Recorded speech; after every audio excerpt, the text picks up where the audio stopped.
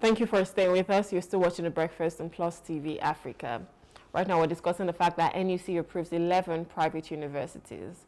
The National Universities Commission, NUC, is granting licenses to 11 new private universities today, increasing the total number of licensed private universities in Nigeria to 159.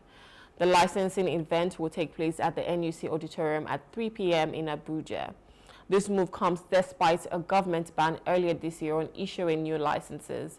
And authorities clarified that institutions already in advanced stages of approval could still be considered if they met all requirements. The new universities include institutions in Ogun, Ondo, FCT, Osun, Kwara, Akwa Ibom, Edo, Lagos, and Enugu. Some of the university names are New City University, Monarch University, and Isaac Balami University of Aeronautics and Management. Joining us to have a conversation on this is Biodun Sowunmi, is a public affairs analyst. Good morning, sir. Thank you for joining us. Good morning. Thank you for having me. All right, so 11 new universities, a total of 159. I know earlier this year, there was the fact that they were not issuing licenses anymore. And one of the conversations that we had was, the fact that we're not even seeing the government universities do so much. But of course, the private universities have come to ride on the wave, right? But what's your reaction to this? 11 new private universities in Nigeria. Well, since for some decades now, we've embarked on the process of privatizing education, whereas education is a necessity and is not necessarily a matter of 1 + 1 = 2, because eventually we will realize at the end of the day what we are doing, that we are creating a divided society where the poor are not able to access education, and only the comfortable and the middle class and the rich are able to do that. But eventually, it's those poor people that will end up becoming a problem for those who are able to access education. Now, when you look at government investment in that sector over the last 20 years, we'll begin to see the problem which we face. Some of the private universities today are even better funded than old federal government institutions. If you are to take into consideration the ratio of students, to lecturer on one part, and also the equipments which they have and how dilapidated or how old they are, we have not significantly invested in public institutions for some years. And this is not just a problem that happened overnight. And I can precisely tell you the history and how we ended up becoming, trying to privatize education. I mean, you remembered in 1972, Jubril Aminu was the executive secretary of NUC, and he wrote a paper, Educational Imbalance in Nigerian Universities, where he actually advocated for nomadic education. Let me fast forward it. To 1986, he became the Minister for Education, and he decided to implement that paper. And what eventually happened? No new funds were given to Nigerian universities for nomadic education. Rather, the research grants in universities were taken to fund nomadic education. Today, nomadic education did not fly. Nigerian universities are in a very terrible state. So, therefore, governments over the years decided to allow the private sector, to engage with that sector.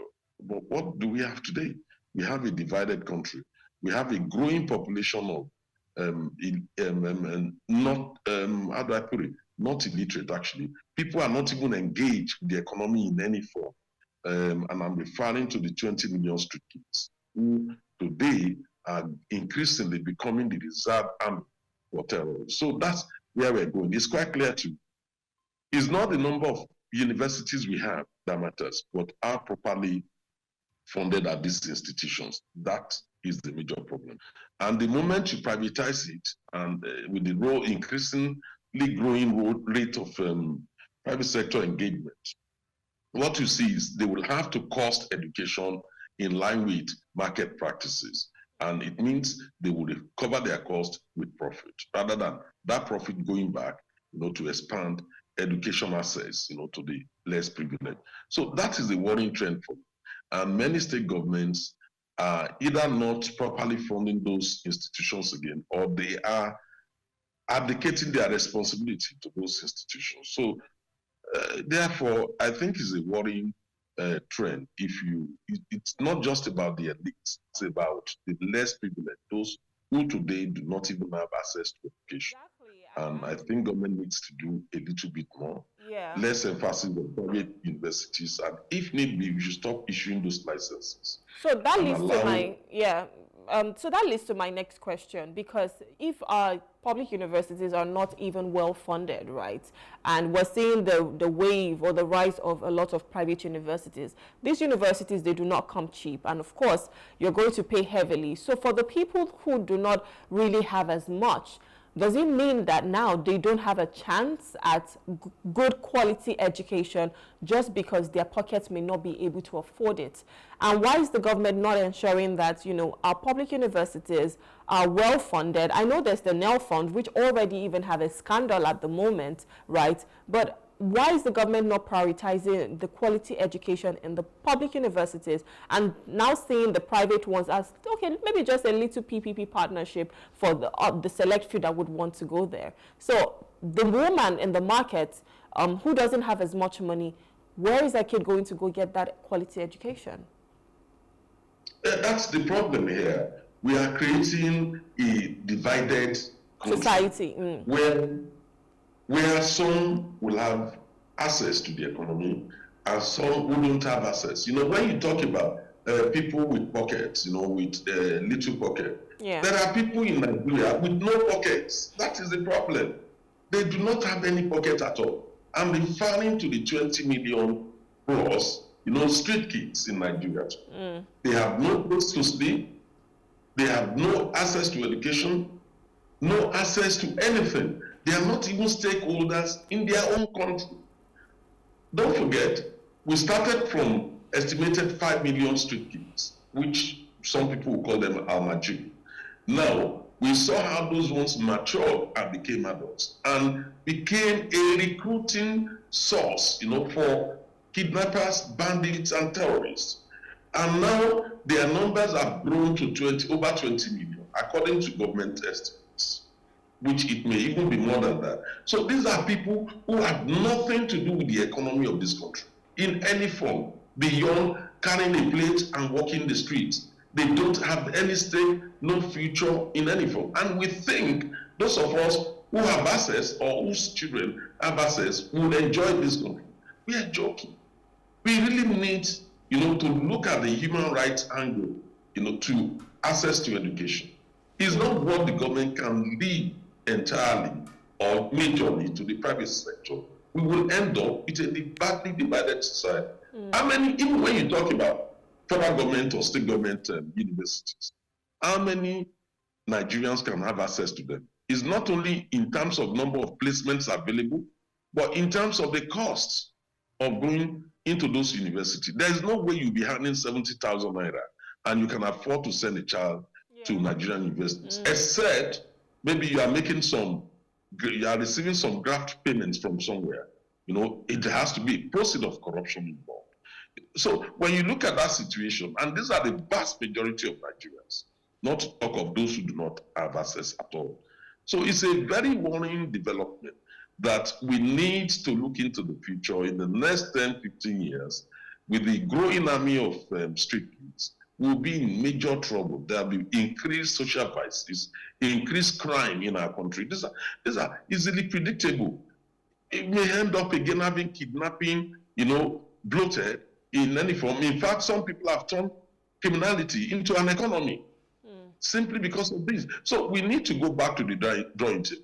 It's not only about, the universities alone, but we have to look at the fee stop, because if you do not have primary and secondary education, you will not gain access to the university. So we need to begin to look at the primary and secondary education access to make it free. Number two, we also need to go back and look at technical education. How do we come out with a form of vocational qualification to recognize people's skills? Even if you're if you're a street sweeper, and then you're able to compass a form of qualification, and then take more people into the formal sector. We need to look at what to do with the street kids. How do we get them engaged with the economy? How do we ensure that they're able to go to school today? So to minimize the problem for the future. So aside that, what are some other reforms you want to see with the educational sector in Nigeria? Because clearly this place needs, will I say, an overhaul, right? And if we want a situation whereby each child would be able to gain access to quality education, then there needs to be some reform. So what are the reforms you would like to see? In the first instance, we are faced with the problem of chronic underfunding of the educational sector. That's right. When you look at let me give you a good example. In 2019, there were 77,000 Nigerian students in 5 Ghanaian institutions.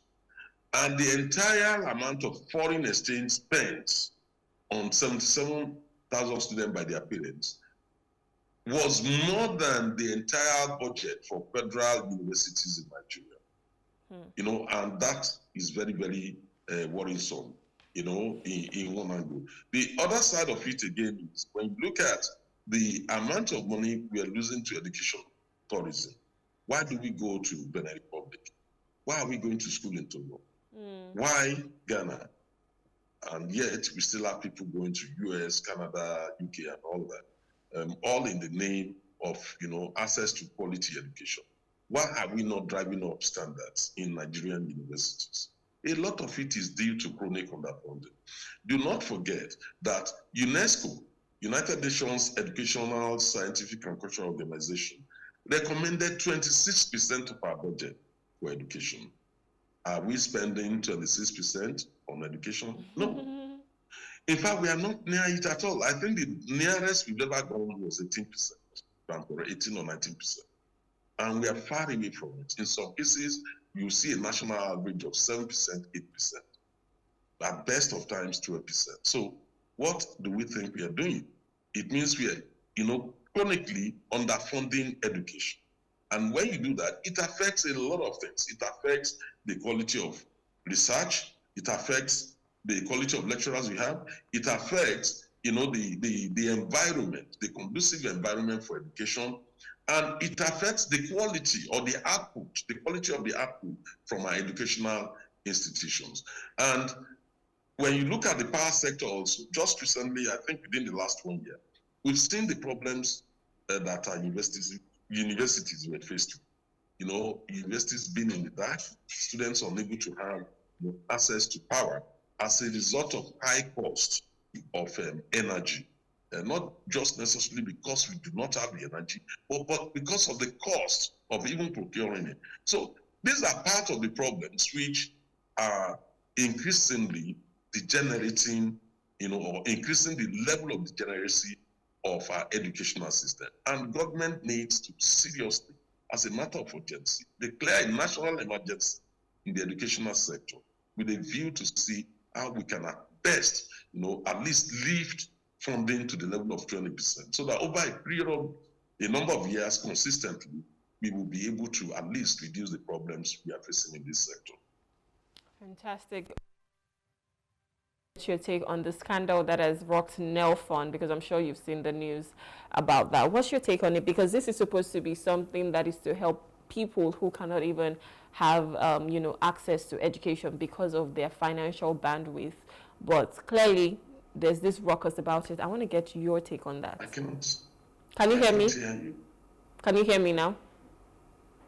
I can't hear you. Okay, I think we're having issue with the audio. Can you hear me, sir? Hello, sir. All right, so we're speaking with Biodun Sowunmi, and we've just been looking at the fact that NUC has approved 11 private university licenses, and that's what we've been discussing. And of course, we need to check in with our educational sector and just ensure that, it shouldn't be, education shouldn't be for a select few. Everybody needs to get that access to quality education, and the kids who do not even have the financial capacity should still be given that fair chance, that fair play to have that quality education. And we just hope that the government is listening and they would do something about it, especially when it comes to the public universities and not just the private universities that are thriving. Anyways, this is where we have to wrap it up on the show. Biodun, I want to say thank you so much for coming. It's been a pleasure having you this morning. Thank you for your time. Thank you for having me. Have a wonderful day, sir. And you too. Yeah, we'll be speaking with Biodun Sowunmi. He's a public affairs analyst, and that is it. This is where we have to wrap up the show this morning. Thank you so much for having the breakfast with me. My name is Rome Paulson. I'll see you again on Monday. Have a wonderful day. Have a wonderful weekend. Good morning.